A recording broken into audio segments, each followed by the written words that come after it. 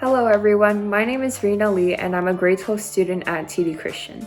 So a couple weeks ago, I finished a world history course with Mr. Quantmaker, and I wanted to share a project that I had completed for our Renaissance unit summative.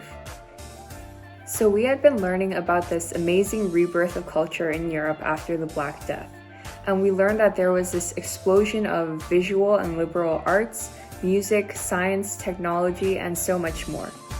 But that made me wonder what was going on in the rest of the world, and more specifically, what was going on in Korea during that time. So it turns out that Korea was actually going through something very similar to Europe. And after finishing my research on quote-unquote the Korean Renaissance, I organized all the information that I found as well as some pictures, and I placed them on these blocks to form a 3D puzzle called a Soma cube. So each side of the cube shows different notable contributions to the Korean Renaissance, which occurred at the beginning of an era called the Joseon Dynasty. So in Korea, which during Renaissance times was called Joseon, things were never better, and most historians agree that it was all because of one king, King Sejong. He is known today as the Renaissance monarch, as he ushered the nation of Korea, or Joseon, into an age of innovation and prosperity. So before King Sejong, Korea actually used the Chinese writing system of Hanja, which is extremely difficult to learn and therefore not accessible to members of lower social classes. Sejong, with the help of his advisors, created a brand new writing system called Hangul that was easy to learn so that members from all different social classes could use it in their daily lives. We still use Hangul today, and it is regarded as one of the easiest languages to learn because it is purely phonetical.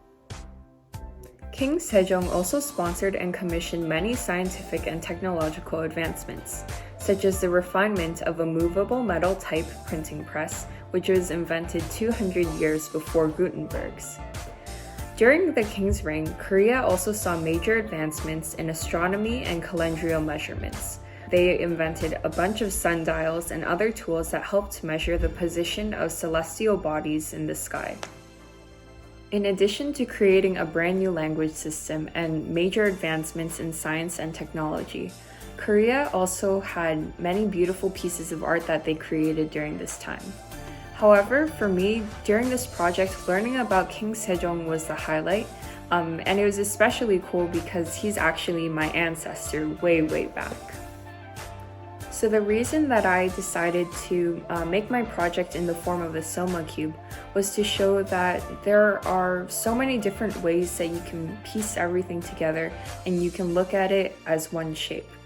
The Renaissance was dynamic and there wasn't a set way as to how things were changing. There were so many different things going on, and through all the craziness and through all the randomness, something beautiful was able to be created.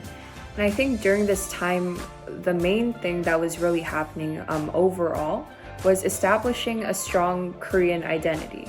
And through the help of people like King Sejong, the innovations and advancements during this time were able to help create the foundation and the roots for our culture today.